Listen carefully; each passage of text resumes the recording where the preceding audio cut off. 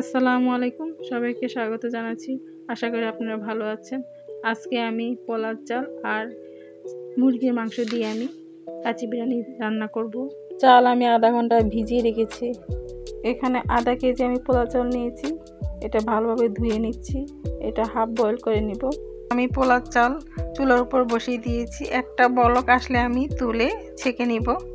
এখন আমি চালটা তুলে একটা প্লাস্টিক ঝুড়িতে ছেঁকে নিব।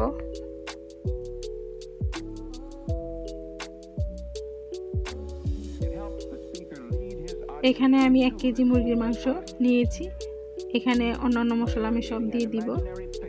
প্রথমে আমি লবণ দিয়ে দিচ্ছি। লবণ দেওয়া হয়ে গেলে আমি অন্যান্য মশলা দিব। 1 কাপ পেঁয়াজ দিয়ে দিলাম।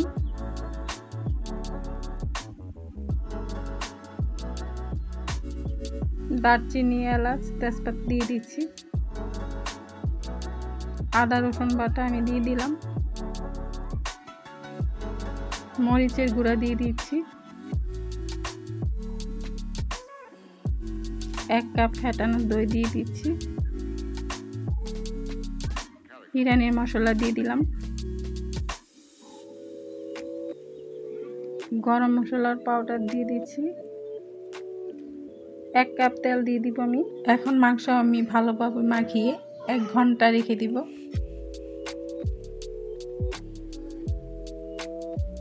এক ঘন্টা পর এখন আমি এর মধ্যে আলু দিয়ে দিচ্ছি। আলু দিয়ে এখন আবার ভালোভাবে মাখিয়ে চুলার উপর বসিয়ে দিব। 10 মিনিটের মতো আমি মাংসটা কষিয়ে নিব। হাফ কাপের মতো মাংস আমি পানি দিব। আর যদি ঝোল বেরোয় আসে বেশি তাহলে দিব না। মাংস কষানো হয়ে গেছে। মাংস থেকে অনেকটা পানি বেরোয় আসছে। এখন আমি সিদ্ধ করা চাল উপরে দিয়ে দিব। এখন আধা সিদ্ধ চাল আমি মাংসের উপর ছড়িয়ে দিব। এই পোলাও চালটা হালকা সিদ্ধ করা হয়েছে। এখন আমি কয়েকটা কাঁচামরিচ দিয়ে দিচ্ছি উপরে।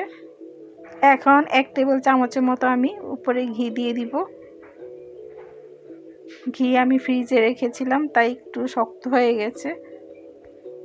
বিরিয়ানি প্রায় 20 মিনিটের মতো ভাপে দিতে হবে, তাই তার উপরে আমি বিরিয়ানিটা দিয়ে এখন ঢেকে দিব।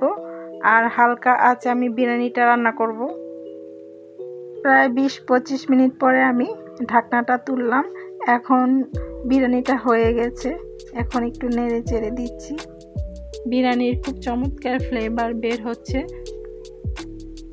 ঘরোয়াভাবে বিরিয়ানিটা রান্না করা হয়েছে।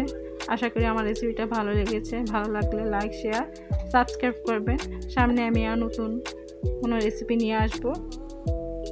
এখন রাখছি। আল্লাহ হাফেজ।